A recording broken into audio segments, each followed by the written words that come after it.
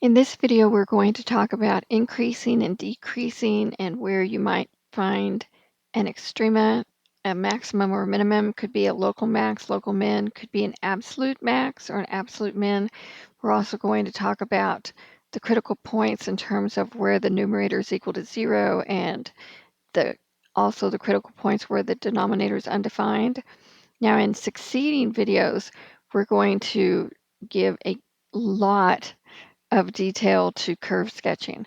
And in those videos, we're going to go through an entire list. And I have my students make up this list each semester. They come up with the detail that they need on their list so they cover everything, don't forget anything on the test. And so this particular class had steps A through R. And it covers everything from domain, intercept, symmetry, periodicity, asymptotes, vertical and horizontal, derivatives, increasing, decreasing, minimums, maximums, concavity, also the limits around the asymptotes, and in behavior, everything you ever never thought you'd want to know about it. So we're going to have one video for polynomials, one for rational functions, and one for trig. So in this video, all we're going to talk about is just the one little subsection, it's not so little, subsection in this problem analysis where we're looking for critical points. Now, when we talked about Rawls' theorem, they talked about if you have the height of some y value here and here to where the slope in between these would be 0, then at some point in between, or at least one point, could be multiple points, it would have to turn back, and if it was going up and increasing, it would have to turn back to be decreasing to get to the other point. So increasing into decreasing, right at this point, the slope is 0. And that would be some type of maximum for the area, local or potentially the maximum for the entire thing. If you're going negative, decreasing to increasing, it would still have the slope is 0 right down here, and that would be a minimum. So we're going to be talking about those, and the first thing we're going to talk about is we're going to talk about the polynomial, mostly because the derivative is pretty straightforward for a polynomial. So here we have x cubed plus 21x squared. To find where it's increasing and decreasing, because that's talking about the slope, we're going to take the first derivative. And then to find the critical points having to do with increasing and decreasing. So that's what we're going to be deciding right now, is increasing and decreasing, which will also, while we're there, bring up the discussion of maxes and mins. And while we're doing that, we're going to set the slope, or the first derivative slope function, equal to 0. And then we see where these, and it's basically like you're going to factor it and solve it. All right. So you'd have 3x times x plus 14 equals to 0. And where this is equal to 0, 3 can't be 0. X could be 0. And x plus 14 could be 0, which is negative 14. So our critical points, now we need to talk for just a second. Your teacher, depending on your book, depending on personal preferences for your department, sometimes when people say critical point, they don't mean a legitimate point with an X and a Y. Some do, some don't. Okay. Some will say, all right, we want a critical value. A critical value is typically talking about X. If they talk about C, they're definitely talking about the value for X. So be careful. You need to pay attention to what your teacher is explaining to you, the terminology that they use, see how it compares to the book. And they may be saying point and not meaning an XY point, and they may be saying point and mean a point. All right, so, but what we're looking for are critical numbers, sometimes called C. So if your teacher wants you to call it C, you would call these C. And if they don't, you won't. Okay, so, and I say this in a teasing manner, but it's actually the truth. The one with the red pen wins, right? Because it's what they see as priorities. Maybe it's priorities set by their department, but they are conveying to you the things that are important to them, to their department, to the approach they're using. So whatever it is they're telling you to do, unless it's immoral, illegal, or unethical, then, you know, you follow what they're saying. Even if other people in YouTube, including me, are doing it some other way, ultimately you have to do it the way your teacher wants. So we draw a little number line and we find these critical numbers, except that -14 would go over here, and you put them in numerical order. All right. Now, if something is increasing between critical points,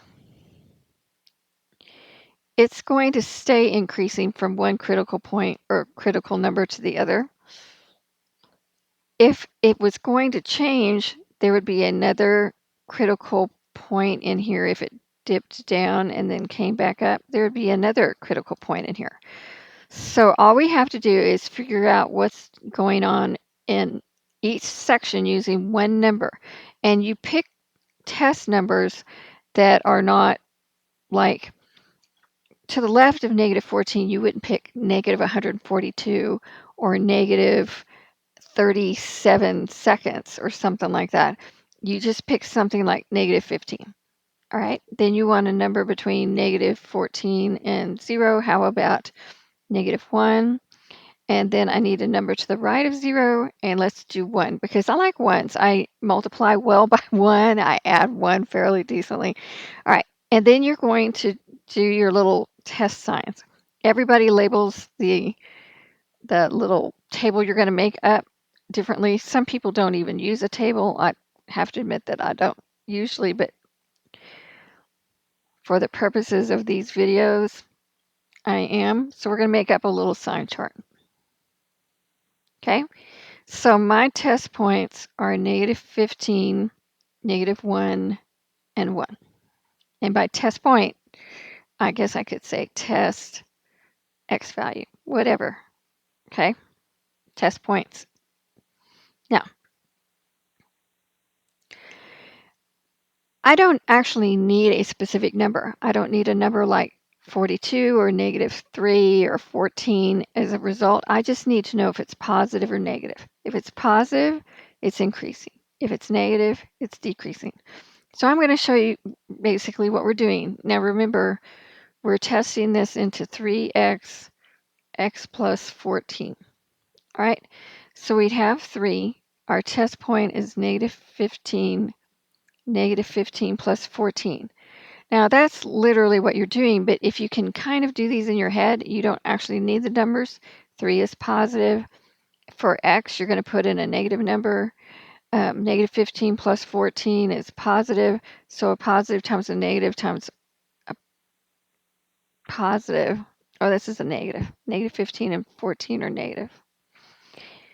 Well, I said I could add 1. Apparently, I can't add 14. All right, so we have a positive times a negative times a negative. This is positive, right? So then we want to try -1, and we would have the 3, which is positive. Then we would have the x, which is -1, which is negative. And then we would have x plus 14, which is -1 plus 14, which is positive. Okay, so this would be negative. Now let's say that it's just like, okay, there's just too much going on and I just can't deal with this stuff. Then what you do is you go, okay, this is 3, this is -1, this is -1 plus 14, and you would come up with an actual number, right? This is 3 times -1 times 13, so this is -39.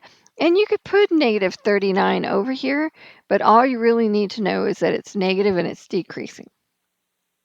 Okay, that does kind of tell you it's pretty steep. Then 1, you would have 3 times 1 times 1 plus 14. So all you got is positive, positive, positive, right? So this is positive. So what you've discovered is that all of the values to the left of negative 14 are going to be positive because this one's positive. All the values between negative 14 and 0 are going to be negative because this one's negative. And all the values to the right of 0 are going to be positive because this one test value is positive, right? Now, so what does that tell? But to the left of negative 14, your graph is actually going to be increasing. Between negative 14 and 0, it's decreasing, and then it's increasing. And can you kind of see how this is, if you filled in and played connect the dots, you can see where the maxes and the mins are? All right, now let's answer some questions. So where is my polynomial increasing? It's going to be increasing to the left of negative 14, so negative infinity to negative 14. It's going to be increasing again from 0 to infinity, and it's going to be decreasing where the slope function is negative, so that would be negative 14 to 0. Now, if you'll notice, when you do these, you should have the entire number line accounted for. So here's negative infinity to negative 14 to 0, and then 0 to infinity. So that takes care of all your parts. If you're missing something, you need to go back and retrieve it. So this would be increasing and decreasing. Now, what if they wanted to know about maxes and mins? And so sometimes they'll say, where is the max or the min, or where are the extrema, if any exist? And where typically means give me the x value, all right? So we have a local, could be an absolute, but at least it's a local max at x is equal to negative 14, all right? So I have a max of some sort, could be local, could be absolute. We'd probably need to look at the graph and kind of think about it a little bit more detailed. Again, we're not getting into that depth. We'll do that in the next videos. And then if you look down here where this sort of comes down into a dip right over here on this part of the graph, you would have a min of some sort, a minimum at x is equal to 0. Now I'm actually teaching you bad habits probably.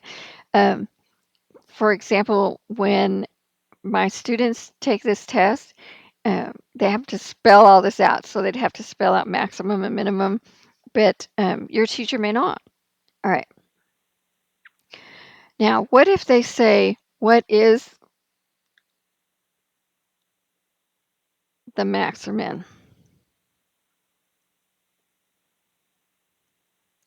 And what is the value?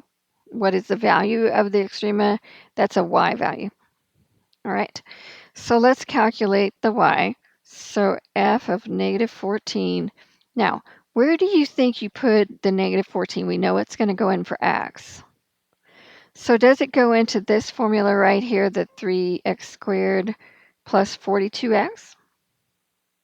Because it's kind of the closest one, right? No. I am wanting a point on a graph. So if I'm wanting a point on a graph, I need the function that describes the graph. So I have to go back to the original one. So I would use negative 14 cubed plus 21 times negative 14 squared. So you go back to the original graph, the original. And this turns out to be 1,372. So the value is 1,372. If they want the point, then it's negative 14, 1,372. Only you know and your teacher knows what exactly your style is. Now we need to find f of 0. And so this is 0 cubed plus 21 times 0 squared. This turns out to be 0. So this is 0, 0. Okay? All right. Now for concavity, we use the second derivative. So the second derivative is 6x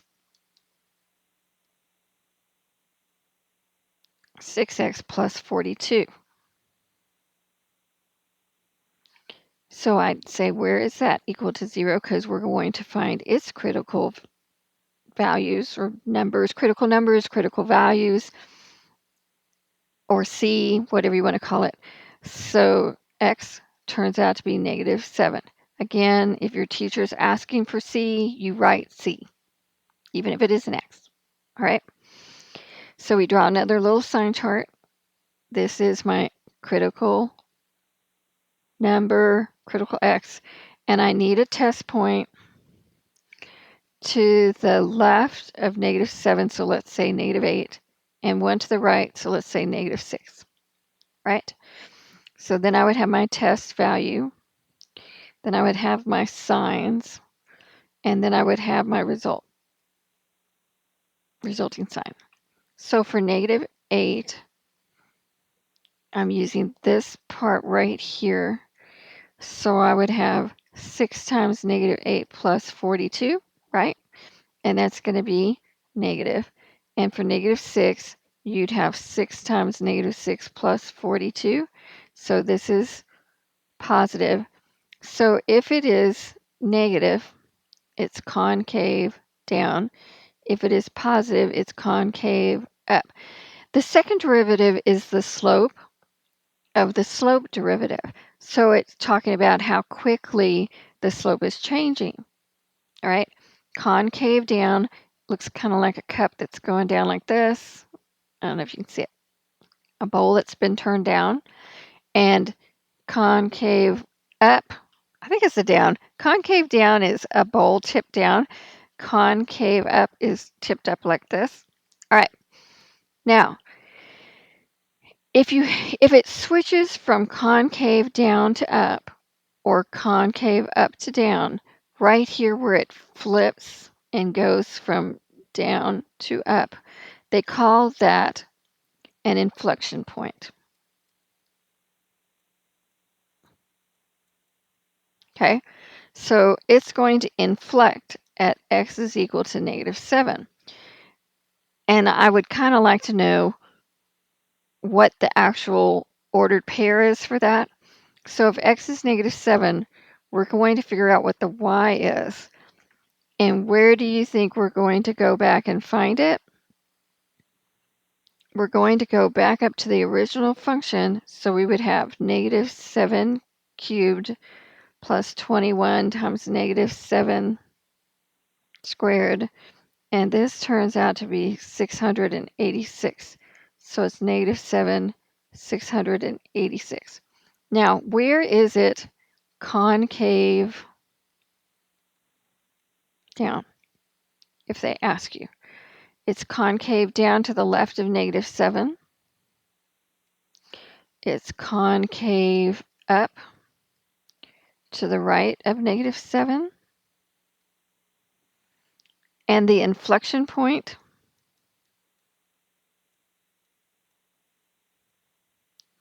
is -7, 686. So not drawn to scale in any shape or fashion. All right.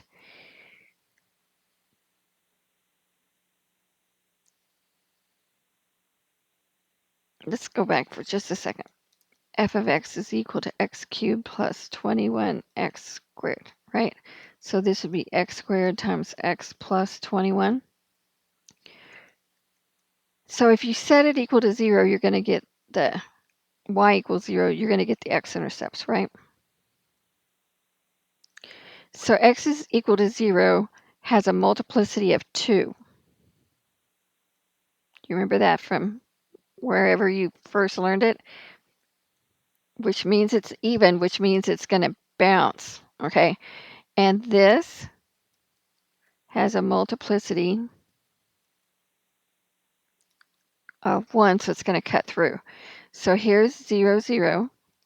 Here, down here, not drawn to scale, is -21, 0. Somewhere way up here, also, like I said, not drawn to scale, is -14, 13, 72. somewhere between here and here is -7, 686. And it would go like this. It's increasing, comes up to here. See, all this is concave down. Then right here, it goes to concave up. So concave down, concave up, and on. Looks kind of like that, right? I just wanted you to see more or less what you've built. All right, let's step this up to one that's much harder. All right, so if you have, I'm going to pick up a little speed. Hopefully that took us 20 minutes. F of x is equal to x minus 4 square root of x. Now, sure, you could run and graph it, but if you graph it and you type the wrong number in accidentally, and I'm sure you have never ever once typed in anything incorrectly, then you could get the wrong graph, and then you could be analyzing it, and your brain's going to be trying to make it match the graph. So get all this information, then type it in, and if they don't agree, check what you typed in on your calculator, then check what your work did. But if you do the calculator first, your brain's going to try to make that happen. So let's take the first derivative. So 1 minus 4, bring down the half, because remember this is x to the 1/2.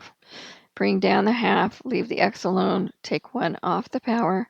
So this is 1 minus 2 over the square root of x, right? Because this is minus 1/2. Okay. Now, in order to find where these critical numbers are, critical values, it has to be either a series of multiplication, this factor times this factor times this factor, or this factor divided by that factor. So it can't be plus or, one term plus or minus another term. It can't be a binomial all by itself. It could be a binomial times another binomial where they're factors. But you can't have it be 1 minus 2 square root of x. They're not factors of each other at all, nor factors of something else. So we need to make it look like a fraction, because this one clearly has a denominator. Everybody has to have a denominator. So to be 1, you would multiply top and bottom by the square root of x, right? So you'd have the square root of x minus 2 over the square root of x, right? Because 1, you're trying to get the square root of x on the bottom, right? Equals f prime. Now, these critical numbers, what you're looking for is you're actually looking for where the numerator is equal to 0 and where the denominator is equal to 0. Where the denominator is equal to 0, that's where it's undefined, right? And if you go back up here, the square root is going to dominate what kind of domain you're going to have, because remember, for the domain, if it's a square root, what's underneath the square root has to be greater than or equal to 0 so that you can take a square root. You can take a square root of a negative number, but you're not graphing it on a real number line. So the domain for this one is 0 to infinity, right? And what this is saying is this is a critical number, critical value. It's not going to give you necessarily a max or a min or anything. It's saying this is an important location. You need to explore this location. You need to try something. But if the denominator is going to be 0, there's not, if that's a problem, right, then you have to decide what's going on as far as if it's an asymptote or a hole or whatever, right? Now, so if this, going back over here, the square root of x is equal to 2, so x is equal to 4. So what I would have on my sign chart is 0 and 4. But this 0, right, you actually don't have any numbers down here. Okay, because you can't have a negative number underneath in the original function because it's not defined in the real number system. All right, so we're going to have 0 to 4 and 4 to infinity. So I need a test point. So how about 1? I like 1. We've already discussed the fact that I have troubles adding 14 apparently, but 1 we'll hope will do, and 5. Okay? So you have to have fun and tease yourself, you know, to try to survive some of these math courses or whatever. Otherwise, you just tie yourself into a knot and kind of paralyze yourself. Right?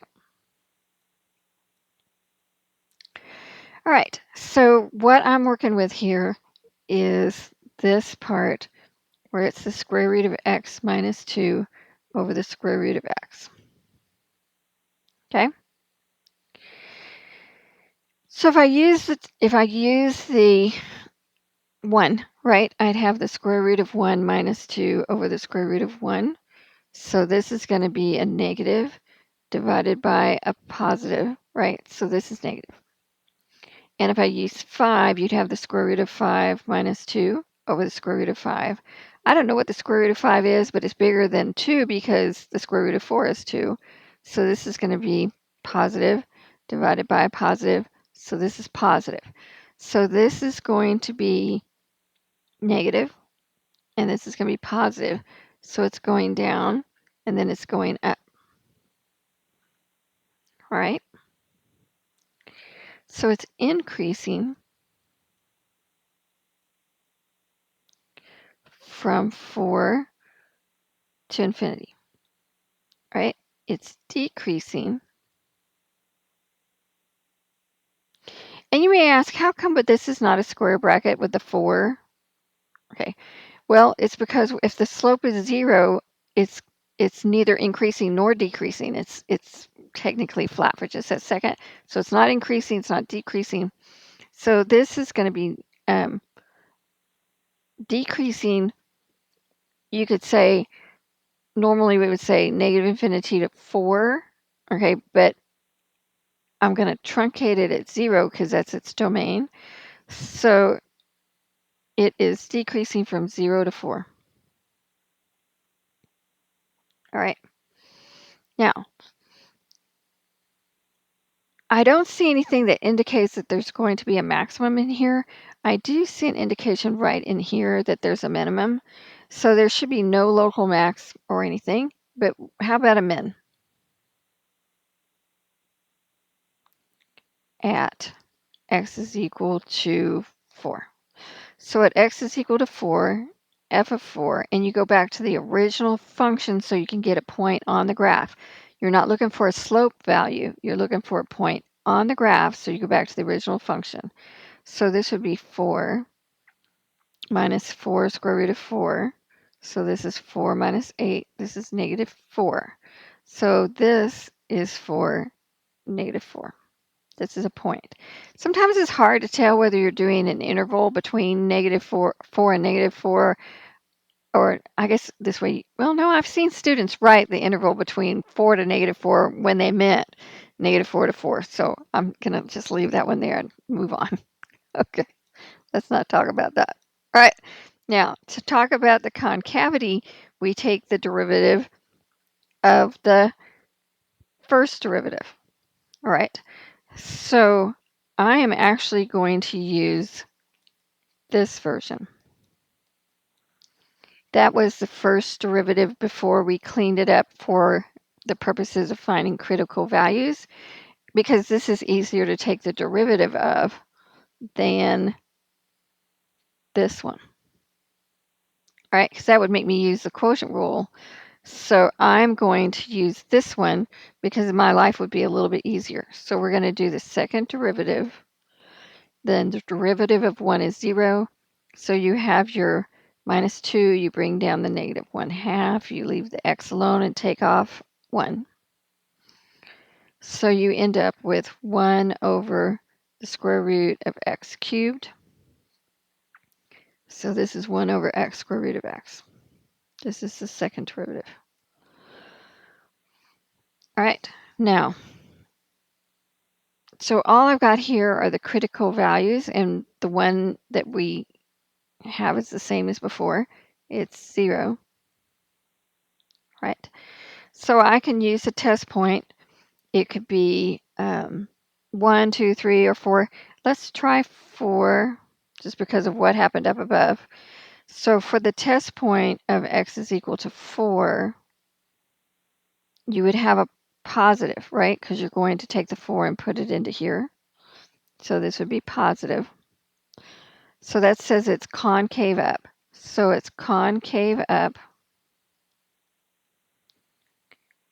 throughout, which is from 0 to infinity. And concave down is not applicable. Sometimes I'll put an NA, or it's never concave down. And the graph, if you went out and plotted it, looks something like this. Okay, so I hope that helps that one. And then this last one, oh my goodness. Okay, well, first one was 20 minutes, this one, last one was 10 minutes. Let's see what we can do here. So this one is a rational function. All right. Now, we're going to talk about this, a type like this, in the succeeding videos, because it's important. This one, if you have a rational function, you're looking at possibly vertical asymptotes, but we're going to talk about that in just a minute, about whether it can actually have vertical asymptotes or not. Let's take the derivative, and so it's the bottom times the derivative of the top minus the top times the derivative of the bottom all over the bottom squared. All right, so when you clean this up a little bit, you get minus x squared plus 1 over x squared plus 1 squared. And no matter how much you want these two things to cancel right here, they do not. Okay, because one of them is x squared plus 1 and the other one is minus x squared plus 1. And if you factored out the negative, you'd get x squared minus 1. That does not cancel. All right, even if you're tempted. But speaking of minus, x squared minus 1 over x squared plus 1 squared. So this factors to x plus 1, x minus 1 over x squared plus 1 squared. And this x plus 1 there does not cancel in either. Okay, this is the sum of two squares and does not factor over the real numbers. So how would we get our critical numbers, critical values? Some people call them critical points, right? Well, we get it from where is the numerator equal to 0, right? So that happens when x is minus 1 and x is 1, right? And where is the denominator equal to 0? So you could square root both sides. Then you could shift the 1 over, square root each side again, so you'd have plus or minus. Okay, you'd have x is the square root of negative 1, which is I, right? Which is why you can't have negatives underneath there. It's not a real number. But what this is saying, this part right here, is that there are no undefined numbers included in here, because x squared is going to be positive, and you add 1 to it, it's still positive. Even if you put 0 in there, 0 squared plus 1 is 1. So you're not going to get 0 down there in the denominator. So you're not going to have any vertical asymptotes. Okay? So we're not getting any from where it's undefined. Right, so now we do our sign chart again. So we would have negative 1 and 1, and we would pick test points. So how about negative 2 and 0 and 2? Just now, if you want to get crazy and do negative 5/4 and 1/2 and 7/3, you could. Okay, I've had students do that to me, And I just laugh because they know I'm going to laugh, right? And so sometimes they do things to me just to make me laugh, which I actually appreciate. All right. So if you want to do that, it's fine. You have a calculator. You can do it. All right. Now here we go. So for the test point or test value or test, um, whatever you want to call it, -2, right? Then remember what we're checking this into is negative. And I'm going to check it into this version. You can use any version you've got. All right. You could use the factor version as far as that goes. But look down here in the denominator. Not only is the denominator never going to be 0, right? It's always going to be positive, right? So this denominator, x squared is always going to be positive. Add to 1, it's still positive. Square it again, it's very much positive. So this is always going to be positive. The only one that's going to possibly be changing it is the numerator. So you could just sit here and do the bottom's positive, right? Now what's going on at the top is you would have the negative. Let me color code this. So here's this negative right here. So there's that negative, right? And then you would say, what if x is -2? So -2 squared, all right, is going to be positive, right? -1 is still positive. So this is going to be positive, right? So this is going to turn out to be a negative times a positive divided by a positive is still negative. Then for 0, all right, you would have the negative, then you would have the x squared plus -1, and 0 squared -1 is minus over a positive because it's always positive, and this would get you a positive. And then for 2, you would have the negative. You would have 2 squared -1 is positive over positive. This is negative. So this is going to be negative, positive, negative. So it's going to go down, up, down. All right? We're tough. We can do this. All right. Increasing. So where is it increasing? Between -1 and 1. From here to here, it is going up. Where is it decreasing? From -infinity to -1, and from 1 to infinity. Okay?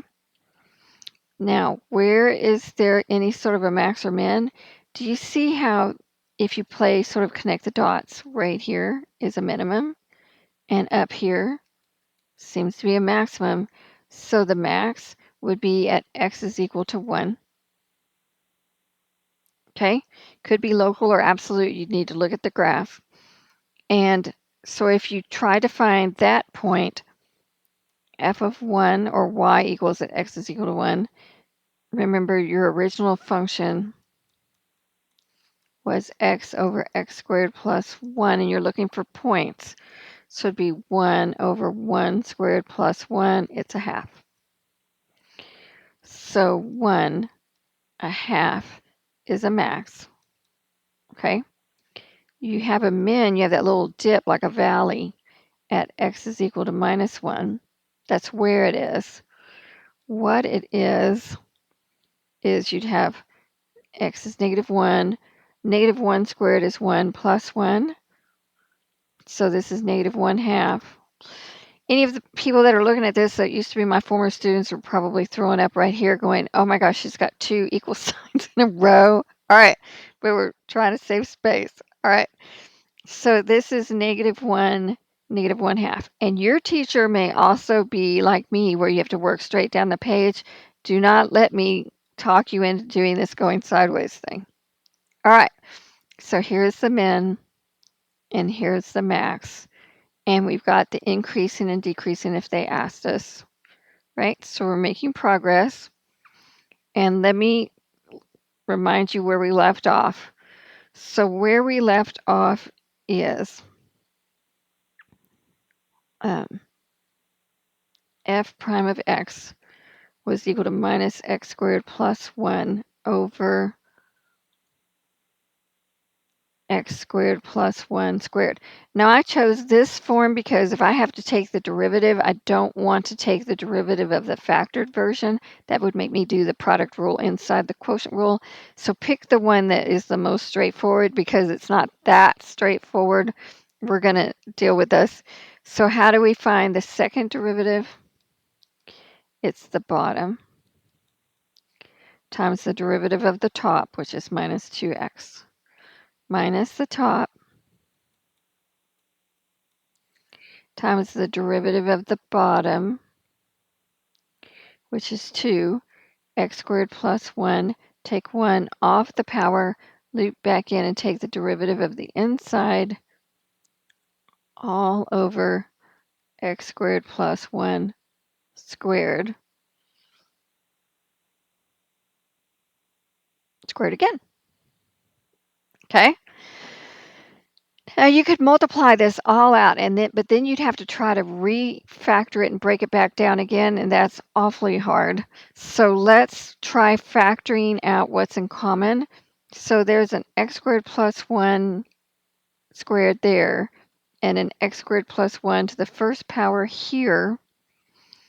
And there's a minus 2x here, and here's the 2x, but I could also pull this minus from here out. All right. So here's what it's going to look like. So I'm going to factor out a minus 2x, x squared plus 1. And that's going to leave me from this first term right here.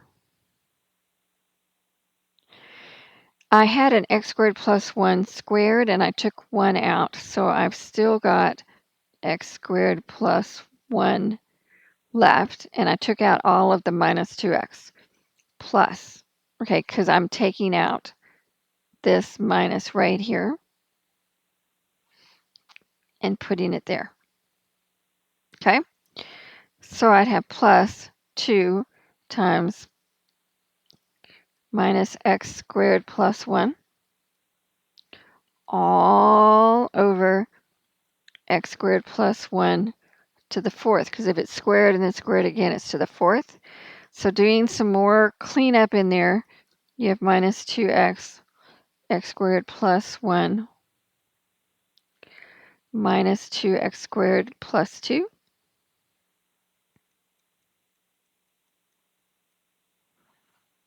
I have students come up to me and go, really? Do we really have to do this? I go, yep. All right. Just think of it. What if this was the only problem on your test and this whole problem was worth, I should not do that. And because I think that's just going to confuse you.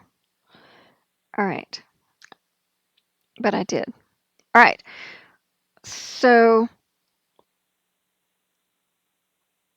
look right here. So do you see how this is x squared plus 1 to the first, and this is x squared plus 1 to the fourth?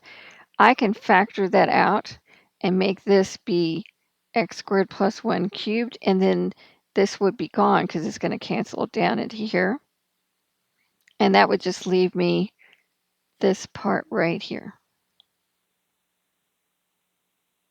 Right? And then you would have minus x squared plus 3 is what's left in here over x squared plus 1 cubed. And so this would be 2x times x squared minus 3 over x squared plus 1 cubed. And the reason people sometimes do all this with the signs is just to try to make the sign chart a little bit less crazy, right? Because it's going to be bad enough. Now, what we're looking for is where the numerator is equal to 0, because this is the concavity part. And we're looking for where the denominator is equal to 0, which is undefined. But we've already discussed this part right here about there's no real numbers that would satisfy this, so this is not in question. So you have 2x is equal to 0, or x squared minus 3 is equal to 0. So x squared is equal to 3. X is, don't forget the plus or minus, square root of 3. So what you have is minus square root of 3, 0, positive square root of 3. So you got 1, 2, 3, 4 sections, right? So I used minus 2 is to the left of negative 3.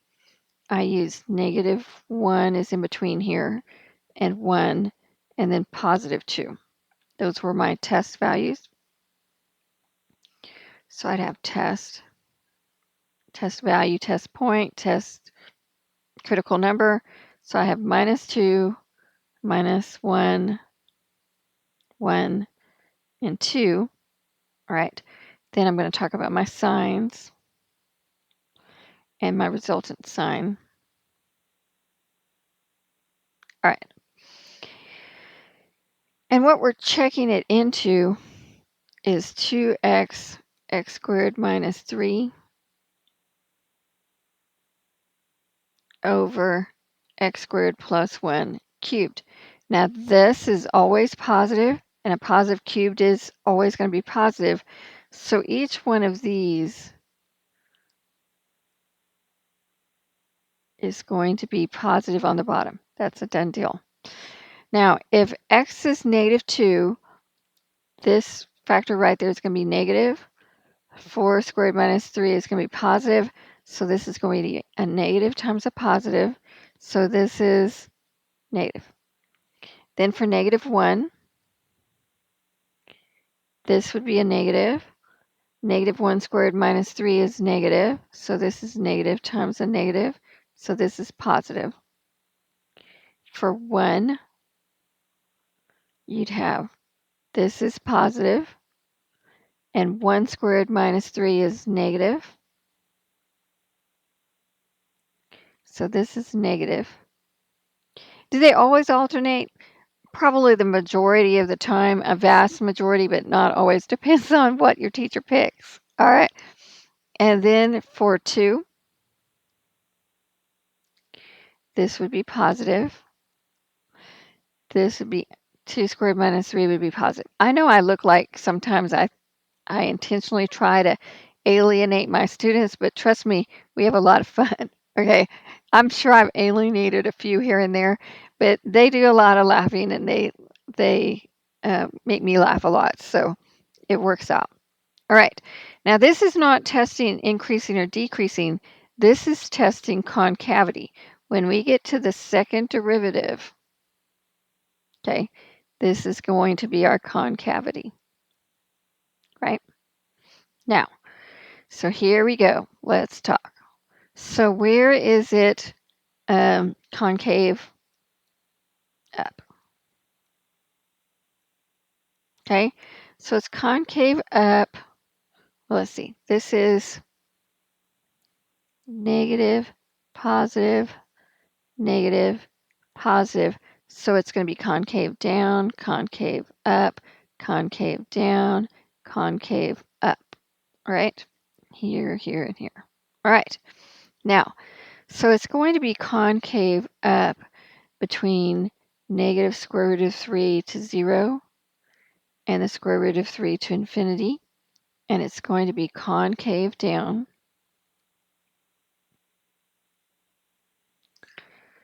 between negative infinity to negative square root of 3 and 0 to the square root of 3.